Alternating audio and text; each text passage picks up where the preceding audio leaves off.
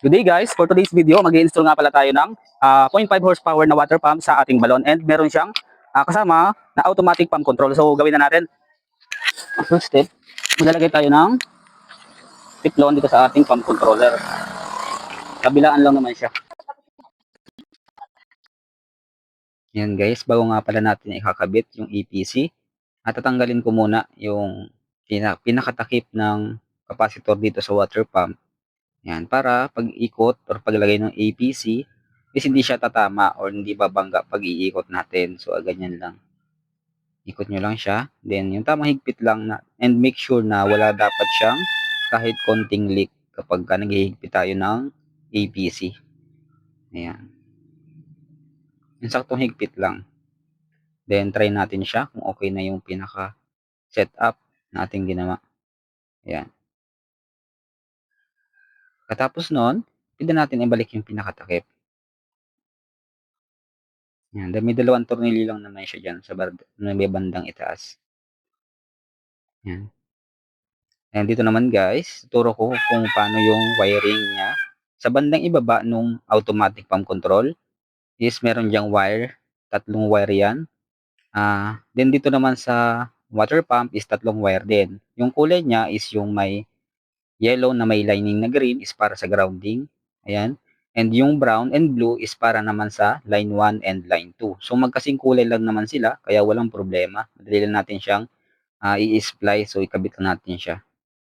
Then dito naman sa may parteng itaas, ito yung papunta dun sa ating saksakan or dun sa pinaka 220 volts line 1 and line 2. Ayan, makikita nyo yung kulay niya is yung kulay blue and brown is para sa line 1 and line 2.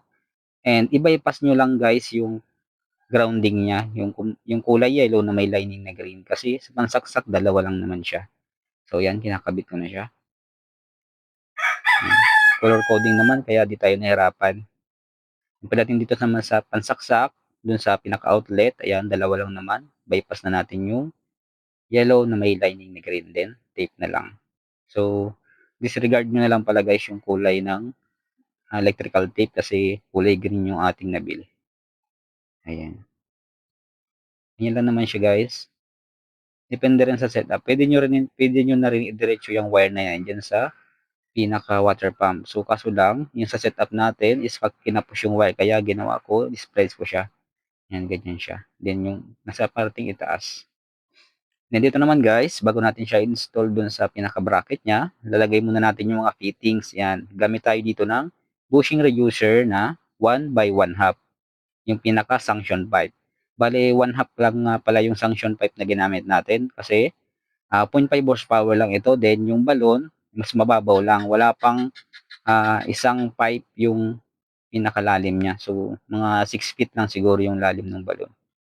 Yan, then higpitan lang natin siya. Make sure lang na wala din siyang leak kapag sa suction pipe. Then yung kanyang mga fittings nga pala is puro PVC yung ginamit natin. Yan. Male adapter na 1 half. Dito naman sa kanyang sa EPC, gumamit tayo dito ng T-reducer na 1 by 1 half para sa output ng tubig. Diyan lalabas yung tubig. Then, lalagyan na natin yung ibabaw ng PPR. PPR plug yan yung nilagay ko. Yan. Then, kita nyo na-install ko na yung pinaka T-reducer and yung male adapter na PVC. So, higpitan nyo lang. Make sure lang din na maayos yung pagkakahigpit para wala siyang leak. Yan. Then, kapag okay na, pwede nyo na siyang ilagay dito sa pinaka-bracket. Yan. Fix nyo lang siya dyan para hindi siya gagalaw. So, nagpatulong nga pala ako dito sa aking pamangkin na si Nathan. Yan. Shout out ka pala sa iyo, Nathan. Thank you. Din kay Ate Nolisa at kay Nana Numing. So, sa kanila to, sa tita ko. Nga pala guys, kaya naka-elevate yan kasi pag bumabaha daw, is mataas yung tubig ng level dyan sa kanila. Kaya sabi sa akin, sinuggest nila na itaas ko daw yung pinaka-water pump para di siya abutin. So, yung level na yan is para sa kanila, di na daw yan aabutin. Then, yung wirings naman, nakasuot lang siya dyan sa may parting bintana. Kaya, safe naman. Yan, kinunay ko pala dito yung pinaka-output ng tubig papunta dun sa kanilang bahay, dun sa lababo dun sa tita ko and dun sa pinsan ko sa lababo din. Then isa dun sa CR nila. Yan, bali tatlo lang siya. Yan guys, kita nyo naman PVC. Maglalagay pala kayo guys ng union patente dun sa pinaka-output, dun din sa pinaka-sanction pipe ng water pump para in case may repair, madali lang siyang tanggalin. Hindi nyo na kailangan putulin pa yung pipe. So, ganyan. Kita nyo, nilagyan ko lang siya ng PVC solvent. Yan lang guys yung pinaka-setup natin dito. So, diskarte nyo na rin naman kung ano yung setup na gagawin nyo. Basta yung mga fittings, yan, ganyan. Gagamit kayo ng union patente. Lahat lang naman yan 1/2. Yan guys. Ito sa part na to is kakabit ko na rin yung pinaka-sanction pipe. Yung panghigop niya ng tubig. So 1/2 lang din siya. Yan. Nilagyan ko lang din siya ng union patente. Yan. Pinahigpitan ko lang. So dito nga pala guys, para hindi siya direktang tatamaan ng tubig or ng ulan.